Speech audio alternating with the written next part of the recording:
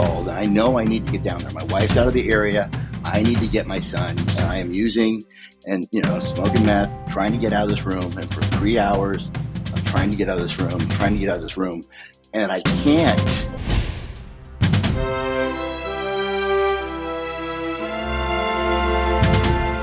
Welcome to Mindset Lessons from the Field. I'm Gina Casazza, the author of Training with the CL. I now say author because you can go and read some of the chapters on Substack. I am very slowly releasing them.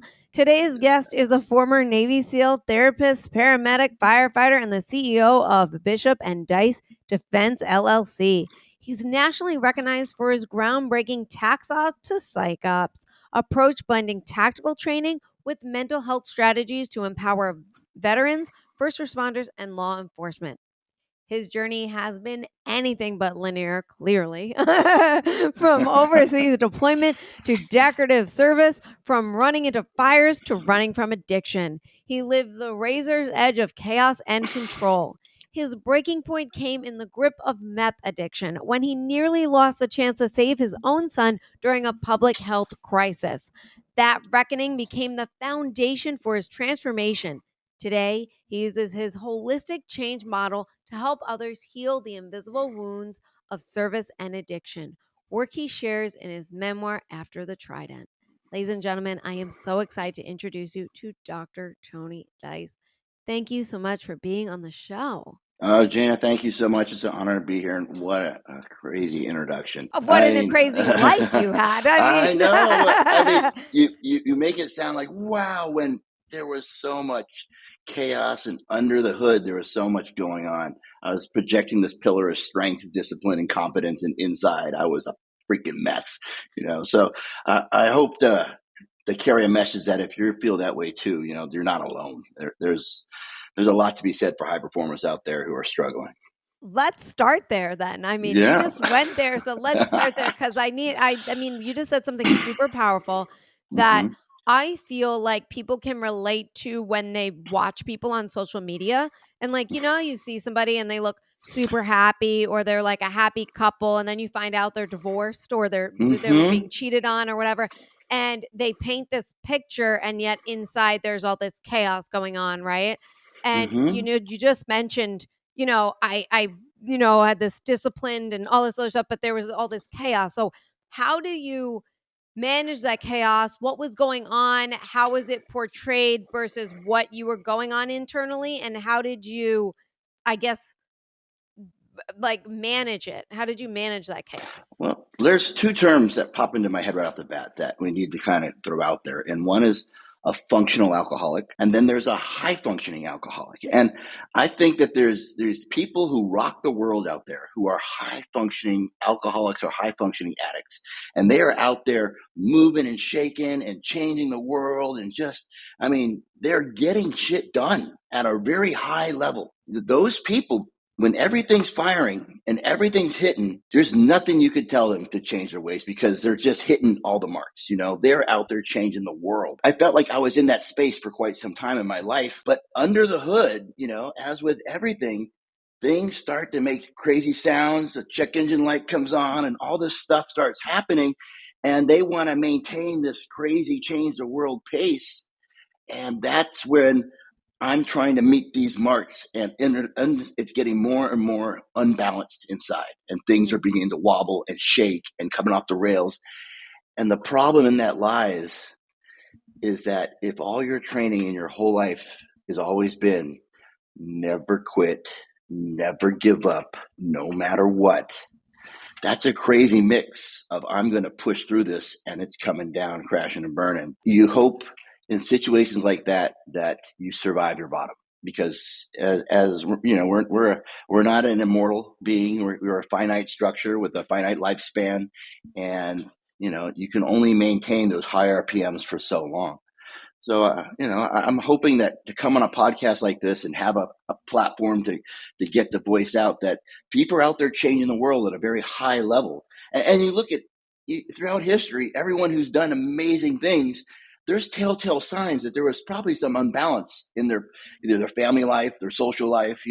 There's a bit of almost like obsessive compulsive mania involved with those world changers that if you're one of those people out there who are high functioning, but inside you have this little warning that it's not okay, those are the little voices that eventually you got to start listening to. How do you you said so much great things, but I'm curious in terms of how do you then, like, if you're one of those people listening, it's like, I'm a high functioning addict, right? Mm-hmm. Like, how do you confront that to make a change, or do you make a change, or how do you approach something like that?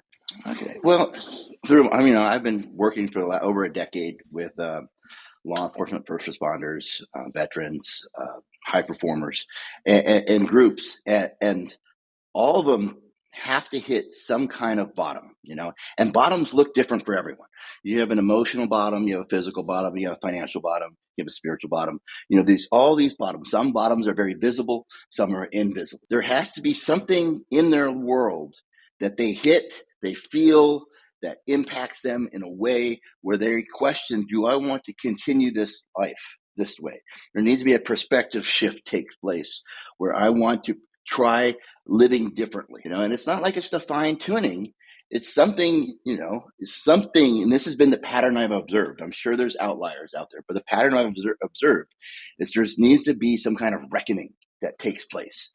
And it could be you have so many legs on your table. You have the family leg, you might have the spiritual leg, you have the work leg, and usually it's the work leg that's going to be, you're going to hold on to the hardest because that's providing income and, prestige and all that.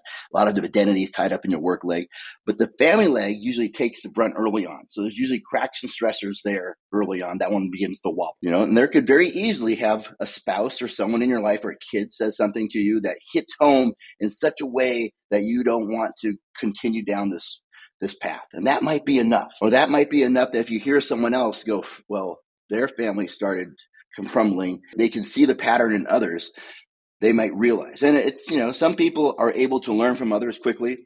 Other people have to go out and experience it themselves. I was one who was like, I'm going to experience it myself. I'm going to wait till all the legs go and then I'll realize. But yes, so it can be a stopping point for any one of those legs, could be a reckoning.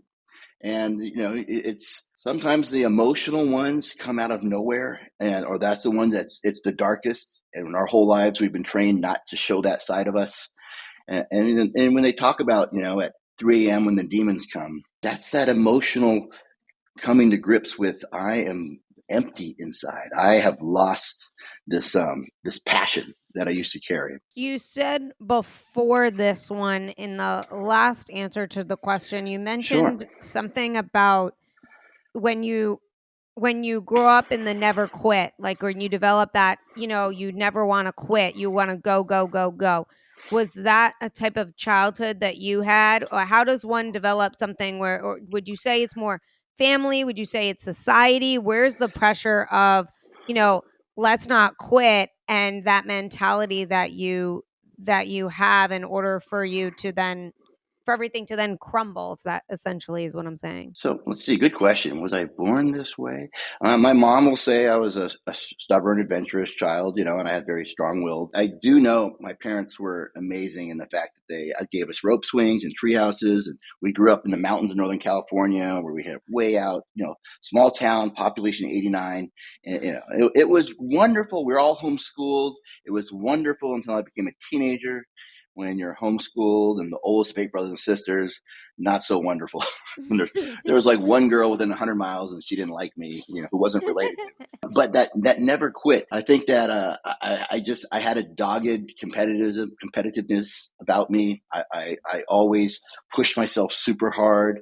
And then, after becoming a paramedic and a firefighter, there was this sense of, if you're going to be a Navy SEAL, you've got to have this mindset. And I was showing up at the Buds. I came from a very rural place, and I wasn't even the big fish in my little pond, but I showed up at Buds, and there's this whole 180 candidates, and every one of them looked freaking badass, and every one of them had this look in them that they're going to die before they quit.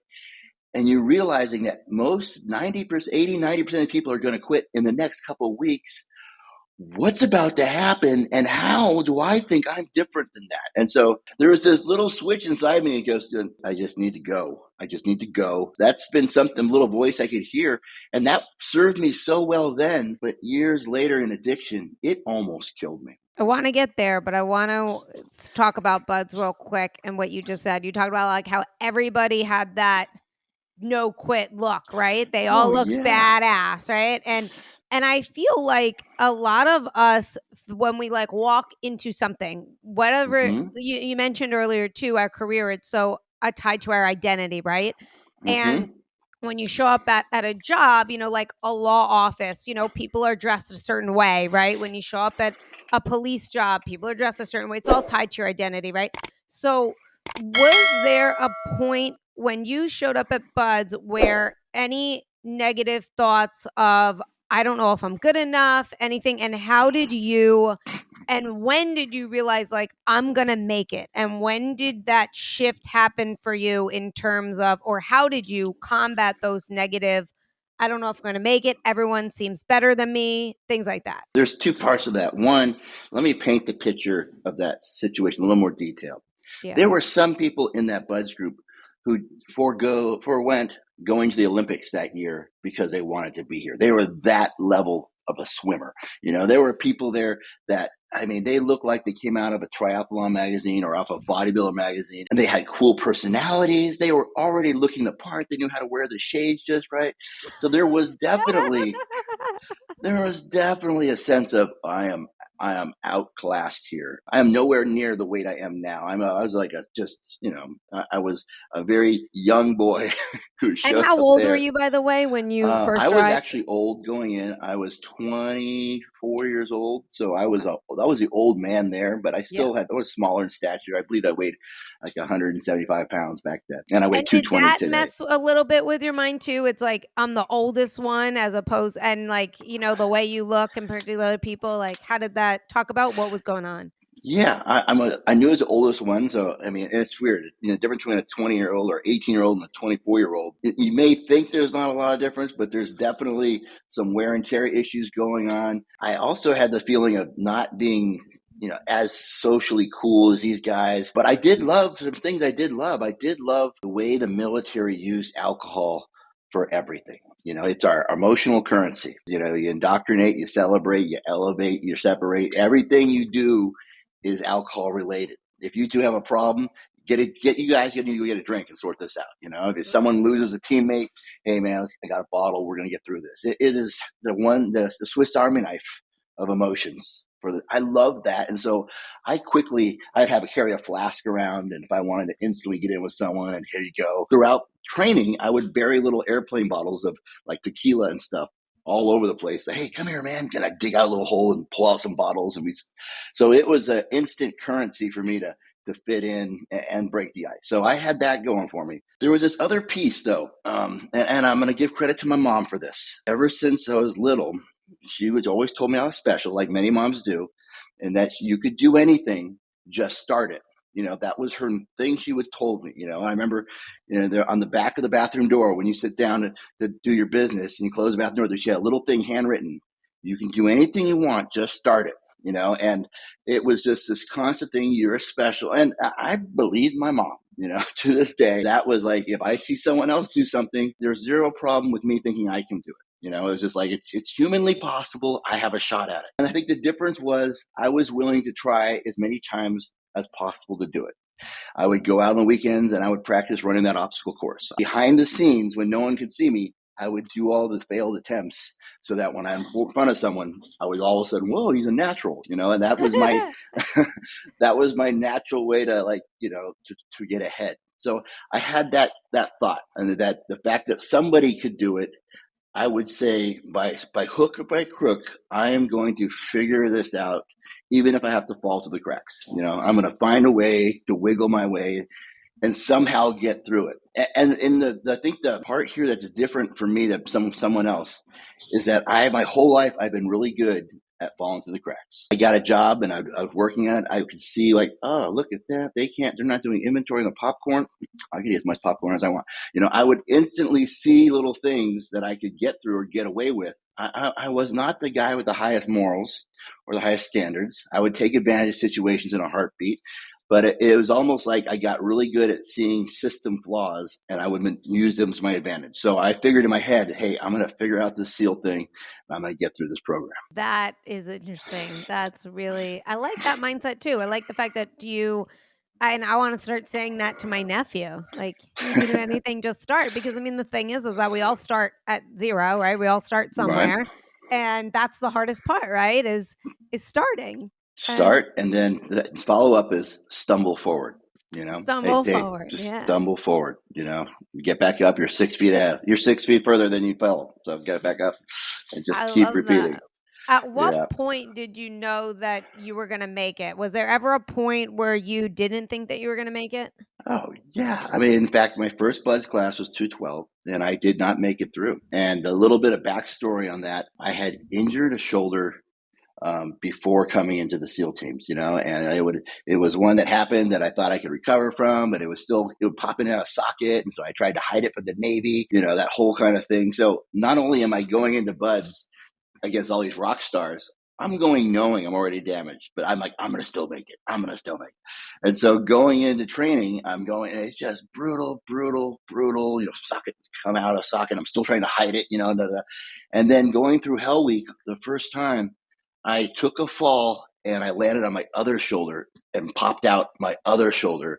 And so now I'm like trying to hide 2 shoulder dislocations. I had to have another SEAL stand on my chest, another BUD/S candidate, and pop myself shoulder back in, and continued on for maybe 45 minutes further, rolled out of class 212, had to have a whole shoulder operation, bone chips removed.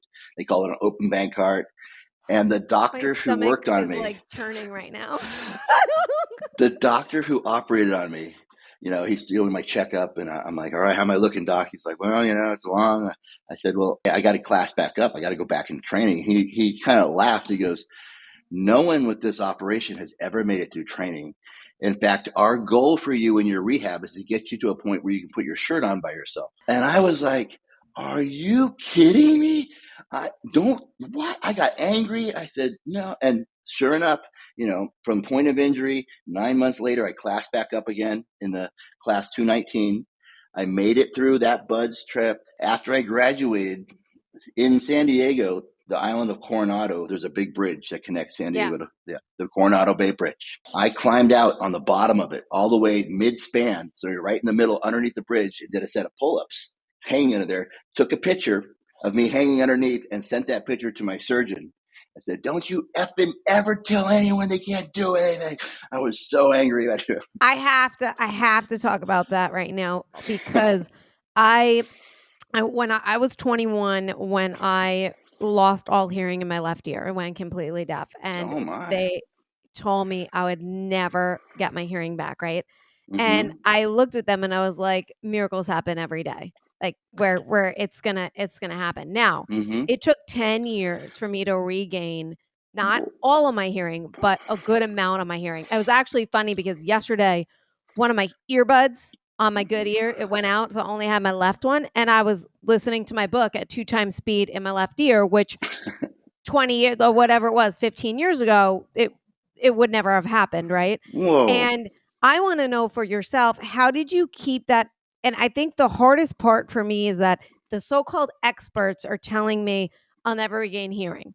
It's not possible. This doesn't happen, right? So how did you, for that time, because 9 months doesn't seem like a long time, but and that time, I'm sure it felt like forever. And I'm sure with your recovery, you had some setbacks, right? And how did you keep the eye on where you wanted to go? And how did you, I guess in a way, because I feel like a lot of people that are listening to this can understand, like, we hear the experts and we don't want to believe them sometimes, but we can't help it. There's this human part of us that goes, maybe they're right? They're the experts, right? So how did you not listen, and how did you get to where you are? There were some things that I instantly had distrust for them, because if he's telling me I'm not going to make it, and his objective, his goal was to put my T-shirt on by myself, well then, whatever the plan they have is not the one I'm going to use. And so I went down and I said, I went not to that surgeon, but I went down to another doctor I kind of trusted. And I said, hey, if I was a quarterback with $1 million arm, what would they do with me? What would be the protocol? If there was a bunch of money on the line and you need to get me back in the game. And they said, there you go down to the Balboa Medical Center. And they have this crazy system down there and the Sportsplex. And so I went down there and I talked to some physical therapy guys. And they had this massive machine where you strap in your whole body and then you strap your arm into it. And the arm is like completely, the machine has it. And the machine will go zzz, zzz, zzz, zzz, zzz, and maneuver it for you. It feels like it could rip your arm off you if it wanted to. You allow this machine to give you your full range of motion back slowly by itself. And I would go down there and they would let me use it. And so I'm using this protocol that was, that was saved it was just one that they would use for a quarterback on $1 million game. Was it so painful? It was horribly painful.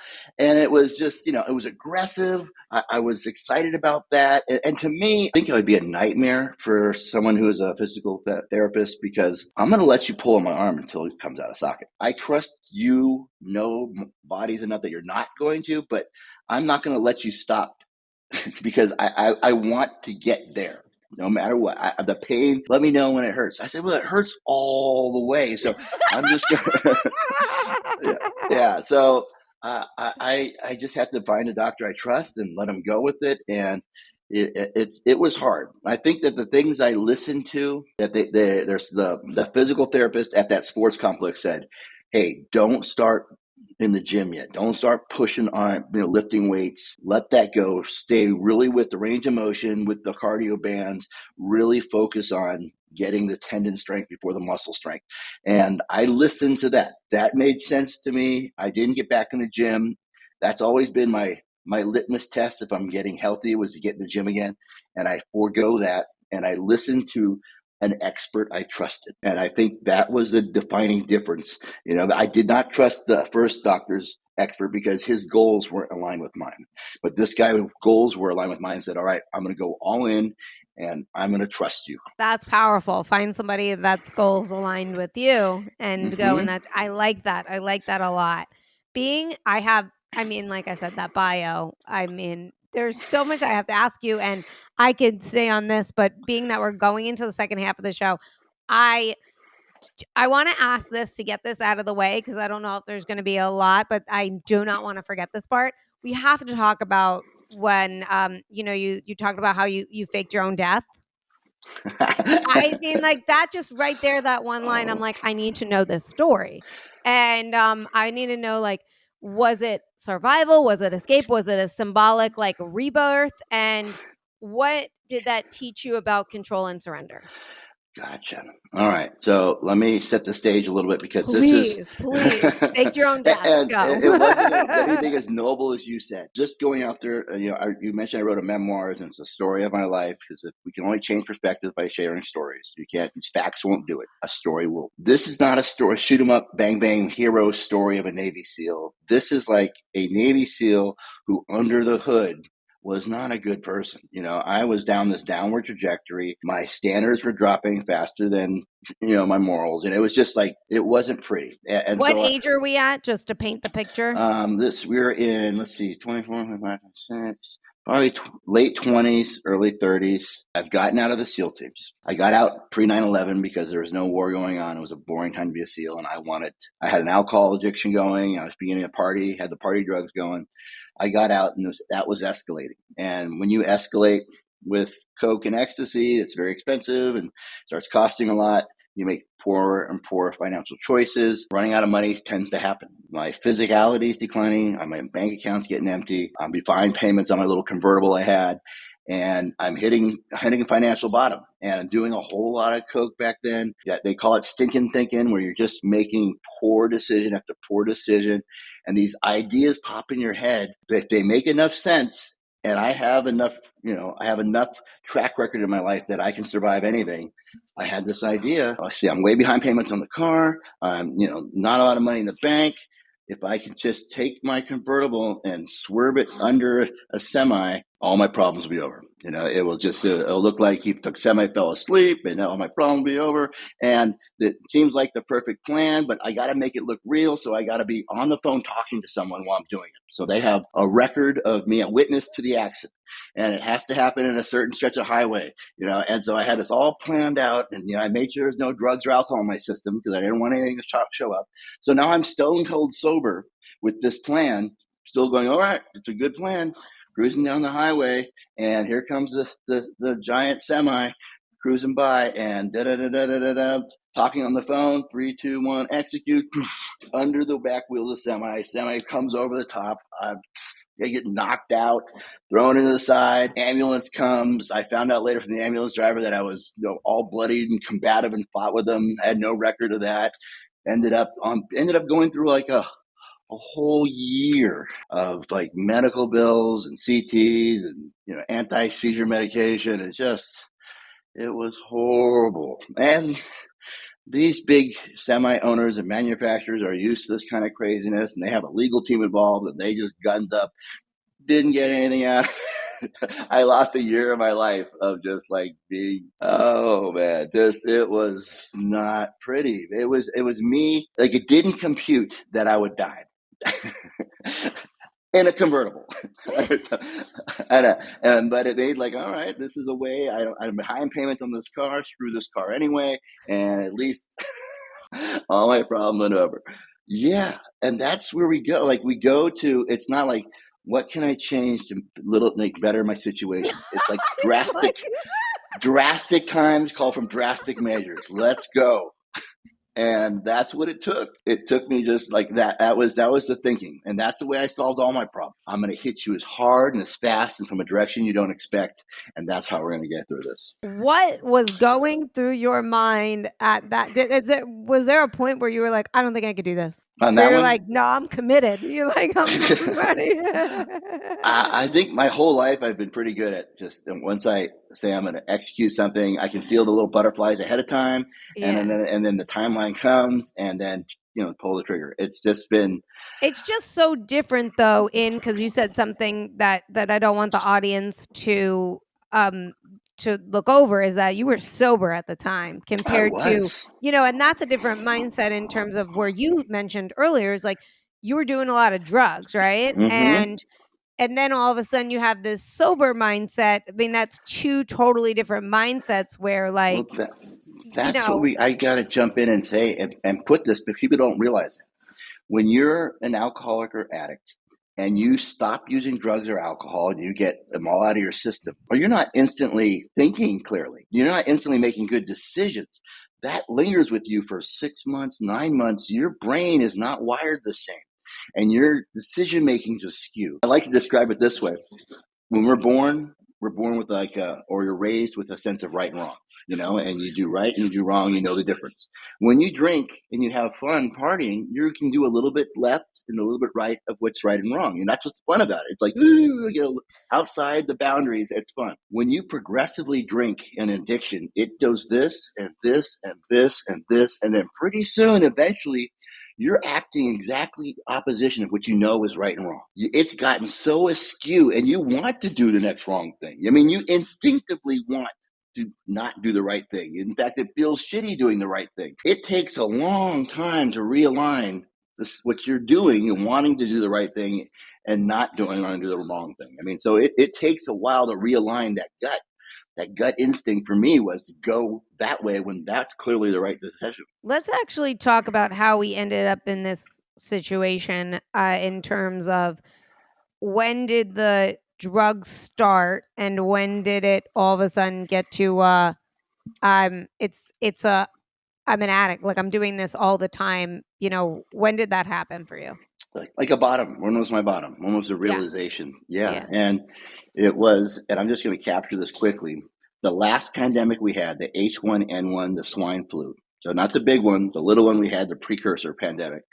It was during that. I was high on crystal meth on a 3-day bender. I've been up for 3 days. The phone rings. It's the daycare where my son was at. I let it go to voicemail because you never answer the phone when you're that spun up.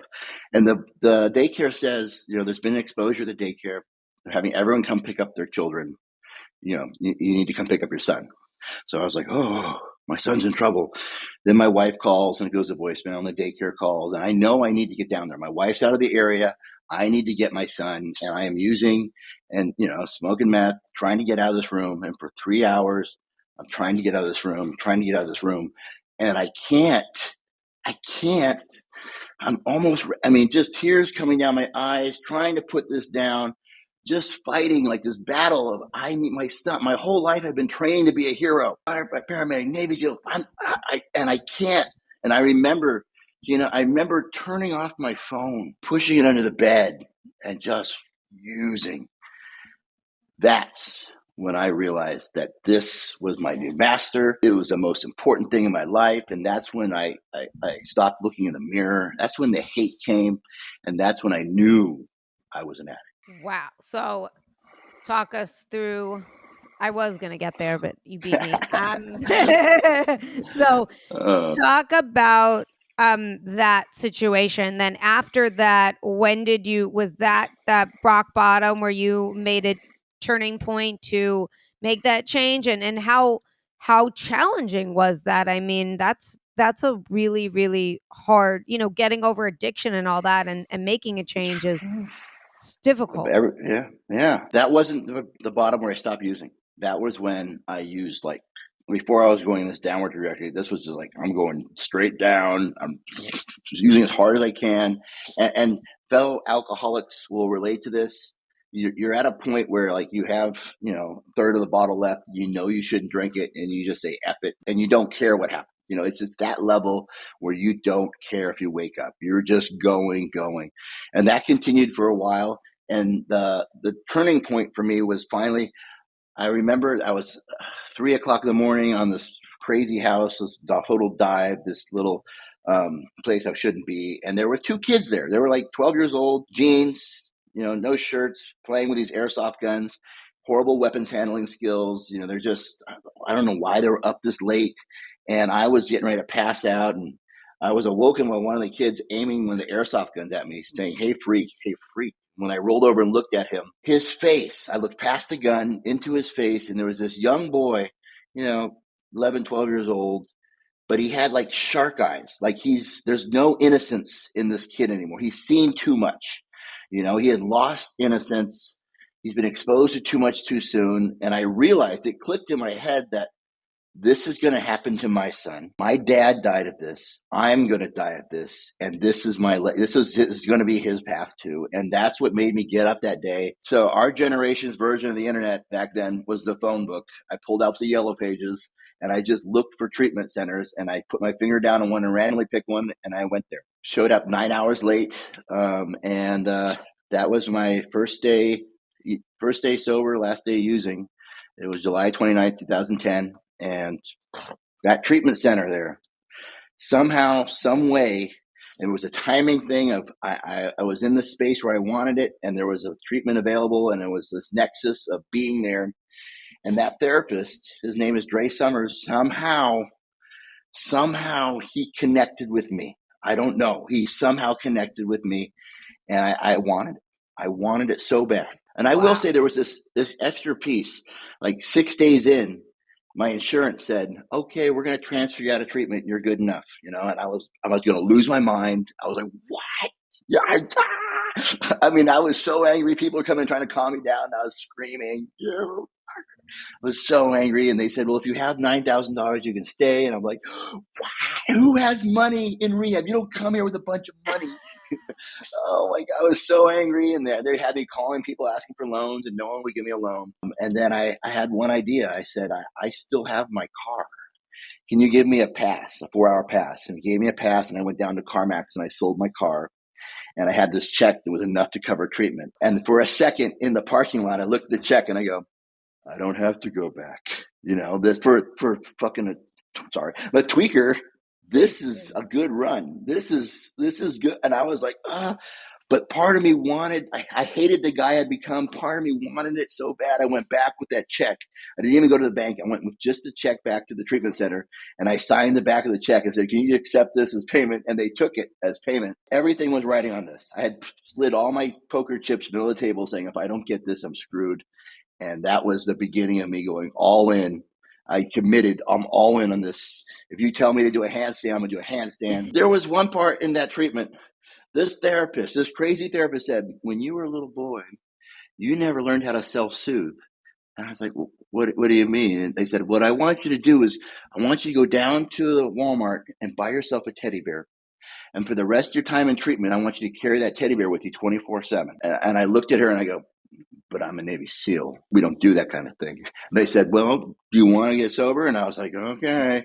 I went down to Walmart. I bought this black teddy bear. I put a little skull and crossbone armband on it to make it look tough. And I carried around for like 2.5 weeks, this teddy bear, 24 hours a day. I would walk around with this teddy bear in treatment because somehow they told me I'd stay sober, and I would do anything to stay sober. Wow. I mean, the thing is, you wanted it, obviously. I You wanted it. I wanted it. so bad. Their So, goals were aligned with mine, and yeah. I will do whatever you say. Yeah. How long were you there? 32 days total in treatment, transferred to like a outpatient group for a couple more weeks, got involved in a 12-step recovery program. I was just going hard. I mean, if a sponsor said, I want you to go to at least a meeting a day, I would go to 5 meetings a day. I would do whatever. I wanted to be super sober. I'm going to be the most sober guy. And so I went full tilt into recovery. How hard was it afterwards when you were rebuilding your life? And were there ever some moments where you almost went back? The closest I ever came, I was 3 months in and like 90 days clean and sober. I'm doing good. Everything's going good. But it's funny when you're married and you think it's because you quit drinking and using, you're going to be happy, joyous, and free. You still argue and you feel every bit of it, and they know what buttons to push, and you'll get in it, and they'll say things like, "Why don't you need to go call your sponsor? Why don't you need a meeting?" And say stuff like, and then just make you so angry that it gets bad. And I was pushing back and yelling, and it was getting ugly. And it's the kind of ugly argument that pours out into the yard, and you're still yelling. And she gets in the car and peels out, and I'm yelling on the street after her, just making a Jerry, Springer show event out of it. It was bad. I was so angry with her, and I walk into my garage, and there's like those Lazy Susan with all the nuts and bolts in the little shelves. There was one of those, and I was so angry, I smashed it. And it flew across the room and broke open, and out pops this meth pipe. Ding, ding, ding. Totally intact, sitting there. And I could tell instantly that it had resin in it, and my eyes locked on it, and my jaw got tight. And I began to I almost shake because I knew I could screw her by screwing myself. And I was so angry. And I looked at it, and I was just like, I pushed it on the ground and smashed it and shook and called my sponsor and told them, like, oh, you don't believe what happened. I mean, I was so close to using because I was just angry. Anger is a drug for me. Just about got me.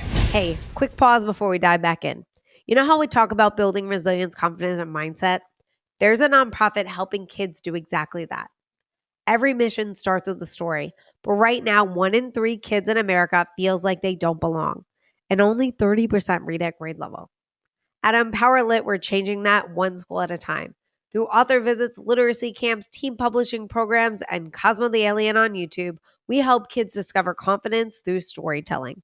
When you give a monthly donation, you're not just donating, you're helping a child believe in themselves, their words, and their worth. Join the mission at empowerlitnonprofit.org because belief is where every great story begins. All right, now back to the episode. Let's get into it. So let's now talk about the anger. So let's go into, because I feel like a lot of people can relate to the feeling of anger. It's just a default for a lot of us, right? Especially when, I just mentioned this yesterday, when someone cuts you off, people are getting angry and stuff. I was actually with somebody and they were like screaming someone cut us off and they were like screaming at this person. I'm like, they can't hear you. They don't care that you're angry. Why do you care? I don't understand this. Right. But the thing is that like, I used to be so angry as a young adult, and I want to know for yourself, like, how do you, and I changed it through laughter. I would just smile all the time. I would laugh all the time. And suddenly like anger just went away. And that is not my default anymore. Like just laughter is my default. So for yourself, like how did you, and maybe you still struggle, I don't know, but what are some ways that you have coped to control that anger, to not allow that anger to take over you, to not allow that anger to affect those around you? Okay. For me, I had to recognize that anger is one of my drugs of choice. There's a thing about anger. When you get in there, it's almost like I see someone messing with my car, I'll get happy and angry at the same time because I have permission to have rage and I have a target to put it on, and it's all coming together, And so, but it feels good, right? It feels is. It's so freedom. Good. Yeah. I can act out. I can break the rules because I'm so angry. Look what you made me do. I can do whatever I want. And it's almost like, it's exactly like using, and I'm going to feel the consequences afterwards. I'm going to feel regret and remorse. It's the whole using cycle. So I had to admit that anger is one of my drugs, and I cannot use it like other people do. And my antidote for anger is gratitude. Someone broke into your car. I am grateful I have a car. I have a flat tire. I have 3 other ones that aren't flat. That gratitude kicks in, is my savior. And everything in my life right now, I'm so grateful for. I have this huge tattoo on my leg, and it's a handcuff key. And on the key, it says gratitude. It's the key to my freedom. It really is. If I want to shed these shackles of addiction, a grateful alcoholic will not drink. I like the gratitude. And how long did it take you to that point? I know. I feel like I instantly got it, and I was cured. Yeah. Well, I feel like that's the illusion of today. The illusion of today is that it's instant, right? Because we live in an instant world, thanks Amazon, where everything is like now, right? And we're so lucky to live in a country where, we have hot water, and we have like to be able to turn up the AC. We can control our own temperature, and we have all this stuff that makes our life comfortable and makes everything so instant.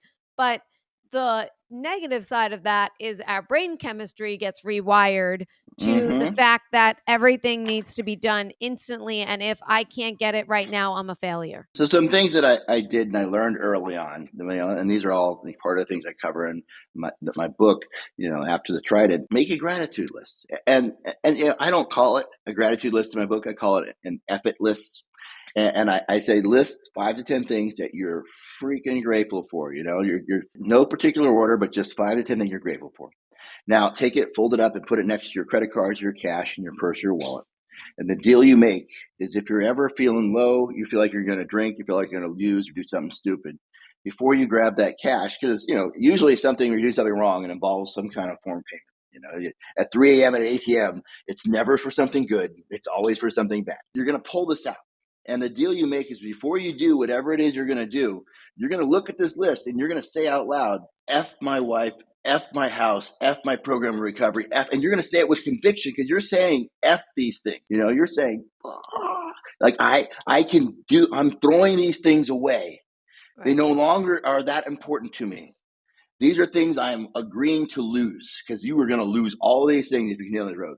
And if you're good with that transaction, proceed. Or the other thing, that the clerk's going to look at you and go, get the hell out of my store, you crazy motherfucker. You need to keep in mind that these things that you're grateful for in your life are your anchor. These are the things you're in it to win it for.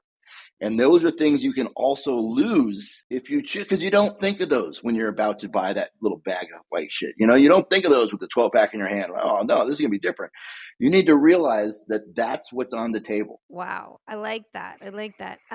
Being that now we're at like the quarter, the final stretch, I need to talk about the TACOPS to PSYOPS approach, and why. I want to know why it resonates both with tactical professionals and civilians. Talk about what you created. Okay. Well, and this is true for high performers or anyone out there who's hard to reach. Let me give you a visual example here. Inside my head, when you and I meet, or anyone else, this is how I am. How are you doing? Okay. I mean, I have this defensive stance going on inside of me, and this is so freaking comfortable. I can stand like this all day long. This is normal military, law enforcement, veteran stance. Inside is like this. To be able to get to this person authentically, we need to move into a place that's like this, which does not feel comfortable. This feels vulnerable. This feels like I'm leaving myself open. Okay, I'm back to here again. So we got to get to here. So the TACOPS PSYOPS approach is I'll roll into a police department, a fire department, a VA, wherever these individuals hang out, and I will provide, Bishop and Dice Defense will provide tactics, training, uniform supply, all the cool guy gear. We'll talk shop, and for a whole year, we'll have fun, and we'll get to know each other, and we'll talk about the things you and I think are cool, like the new H gear, this new holster system that the team guys are using, or whatever it is. We'll get you up to speed, and in that process, we're forming a relationship. You're beginning to trust me. And on year 2, we bring in mental health services. We'll bring in the anonymous counseling. We'll bring in resources that they can then engage with because they know who we are. That's the package. That's the bait and switch. We will come in and we'll do the work to build the relationship in the second half of the program as we bring in the mental health service. Wow, I like that. I like the whole. You're right, though. We for those that are watching this or listening to the show, not watching, it was hands up versus hands open, essentially, right? And yeah. we have that whole distrust. We have that defense. I need to protect myself, especially as we get older. That defense gets stronger because we start to distrust the world more and more, which I think that's really, really interesting. And now, how does that now correlate with your holistic change model? And the holistic change model, what I've done is got my master's, went back to work in the field for a while, went and got my PhD. I started asking myself, what happened? How did everything in my life change? How did I get from there to here? This 12-step recovery thing, what's really going on under the hood? And so I used, a lot of the training I had, the research, I delved in, and I did my whole dissertation on what interventions work best with veterans and kind of parsed out of 12-step recovery, the embedded theory found within that program. And so I pulled it out and I said, look, if this is stages of change followed by narrative therapy, rolls into CBT, and then finishes up with existential. These are all therapeutic theories that we've been using for years all over the spectrum. But in this particular order, they seem to have a profound effect on those going through addiction. Well, why can't your therapist practice these interventions both with their patients who are going through 12-step recovery to better support them, or with someone who's maybe averse to 12-step therapy, who would like to follow a different path, who says that 12-step, those guys aren't for me. Let me try something different. It's a way to get the same output using the same format that you're seeing all these people in 12-step recovery benefit from. So there's a lot of overlap with 12-step recovery, but this is the nuts and bolts. This is the work being done. And for many, this is what validates that program. They look at it and they go, oh, I thought it was a bunch of religious stuff and they just prayed, but no. There's actually a lot of really good work being done in that program.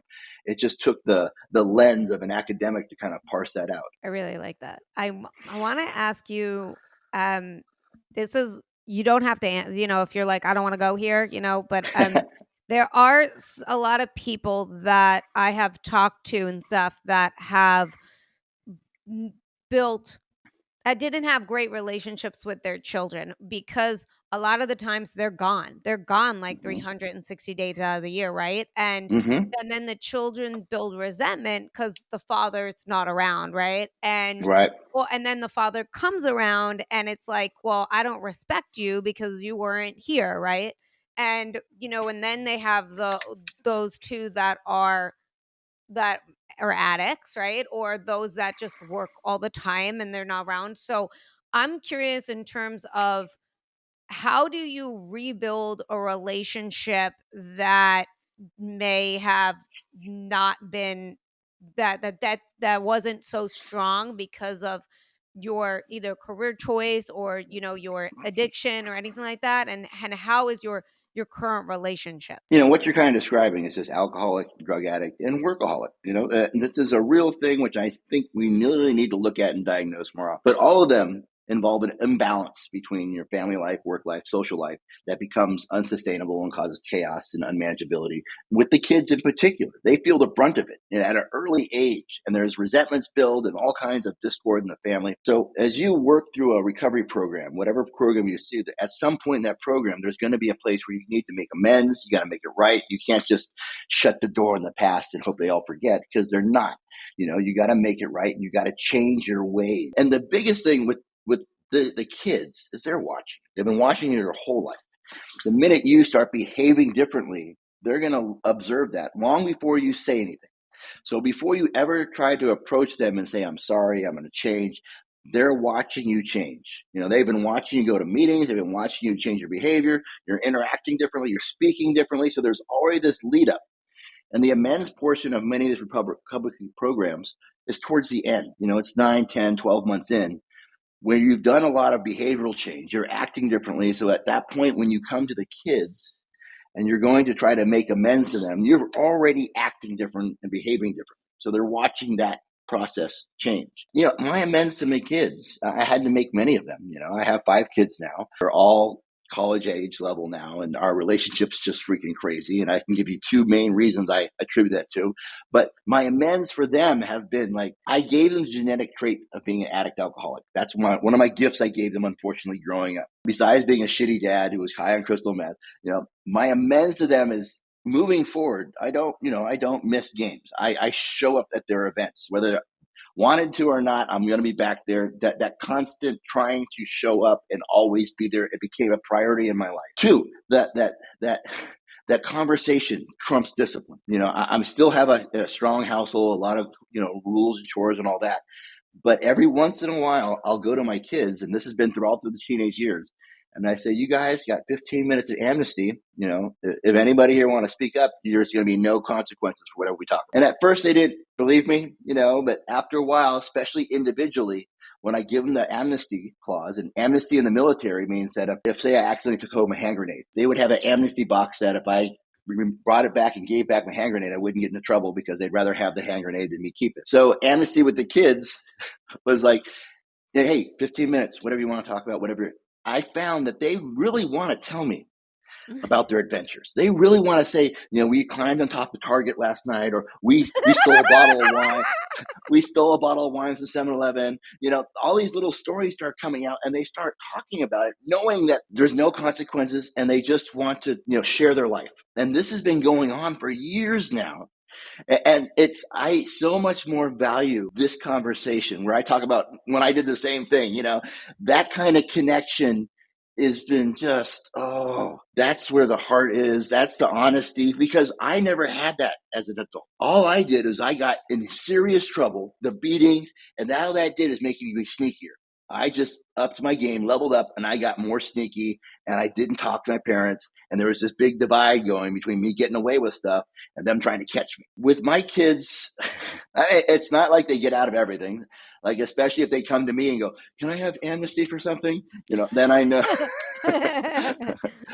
But that little thing of giving him permission to talk about stuff, and me holding up to my end of it and not getting him in trouble, Yeah. no matter what they share, because they go have a crazy life too. I would be disappointed if they had a boring life. I like the fact that too you share, Mm-hmm. and you are open about, and I think that's so important too, because as you mentioned, you say, unfortunately, I gave you this trait, like I gave you Mm-hmm. my, and that's something that I'm sure as a parent you always get weary of. It's like, I hope that I can, or my kid can come to me before it gets to a point that it ever did for me. Oh, is amen to that, because part of my amends to them also is to be a kick-ass dad, having fun, playing, doing stuff without drugs or alcohol, giving them an example of what that can look like. But they know I was a drug addict and alcoholic. They've heard the story. They need to understand there's this huge trough between where I was and where I am today. It wasn't always this fun in recovery. You have to get through the hard part. So I make sure that I've had to retell my story to them at every developmental level throughout their lives, so they have an understanding of what I've been through. And I like the fact that you mentioned they watch you, right? And I've talked about this on the show. Kyle Shepard, who was recently on the show again, but the first time he was on the show, he talked about how his kids watch him and how that's way more powerful than me telling them things. Or, he broke a Guinness World Record and he goes, my kids came to watch my trainings. They watched until they saw all the struggles of things, and that's way more powerful. And you don't realize that they're watching. You don't realize the impact that you have, and that is super powerful. And final question I have to ask you is, what can we do on an everyday basis to develop our mental fitness to tackle those everyday challenges that inevitably are going to come our way? Okay. My first gut response to that is, we'll go buy my book. Which we have linked, by the way, in the show notes, just so you know. So everybody that is listening that's intrigued and wants to hear more about the story, right in the show notes, just click the link. There you go. On a daily basis, there needs to be a rhythm to your life. There needs to be the sense of consistency. And I think that, we are creatures of habit. We are. We may deny it. We want to admit it, but we like those regular patterns. Even in addiction, I like to kick off at a certain time. I like, happy hours at a certain time. All of that stuff. There was a rhythm to it, even in addiction. Find that rhythm. Plant those hard points in your life. If you're in recovery and you go to a meeting and that in the morning and that sets the pace, then make that a normal thing. And if you're not in recovery, that rhythm is awesome. The morning run, the rituals, that part of that. If you can link it to your significant other, find that common language.